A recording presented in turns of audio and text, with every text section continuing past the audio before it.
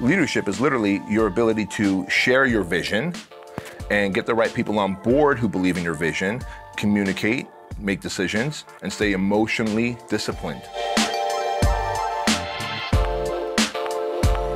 How did you go about building Fit Body Bootcamp to what it is now and setting that culture? All right, so anyone that's read my book, Man Up, knows that Fit Body Bootcamp, when I first set out to do it in 2012, we became a franchise, but in 2010 is when I launched it as a license program, kind of like a CrossFit, where you can just license out a location, like they call it an affiliate, right?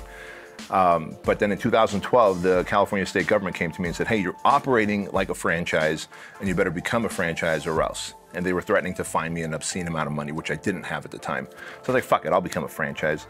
What I didn't know is once you become a franchise, you're literally governed by the Federal Trade Commission. So there's a lot of Uncle Sam and government entities overseeing you.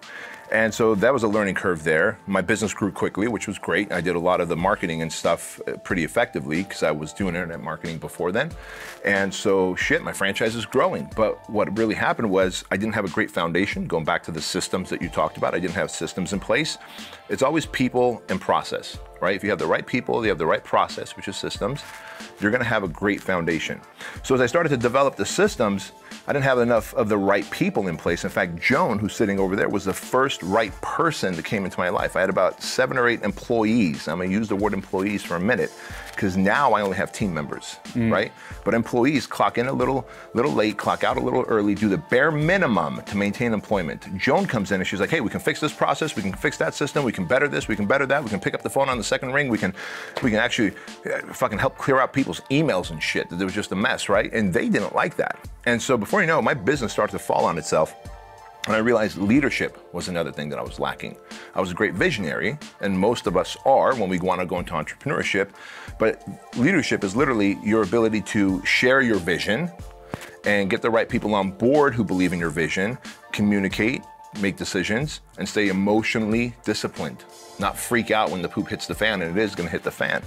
And so we didn't even have core values then, so you're right, man. It's as we set core values, and I realized, okay, Joan has a lot of the same characteristics that I do. Like she's pretty intense, she's driven, she has attention to detail. Okay, all right, got it. Then I read Tony Hsieh's book.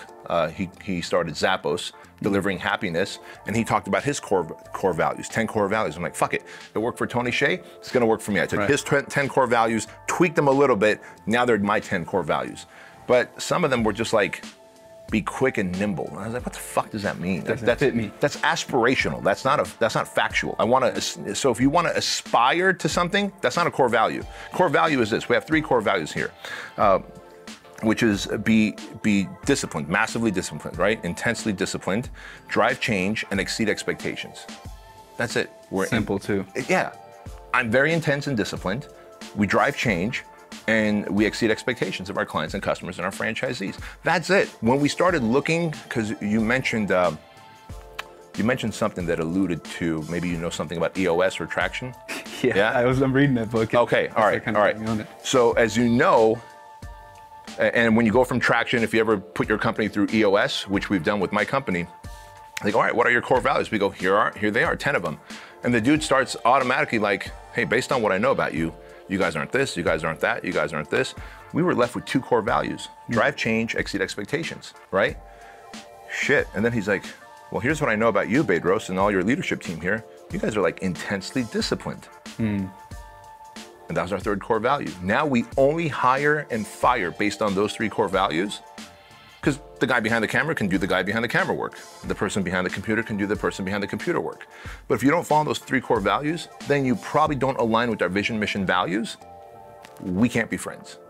And now they're team members instead of employees. And team members are a unified group of people that believe in the game they're playing, in this case, growing the brand, right? Fit Body Bootcamp franchise, and play to win.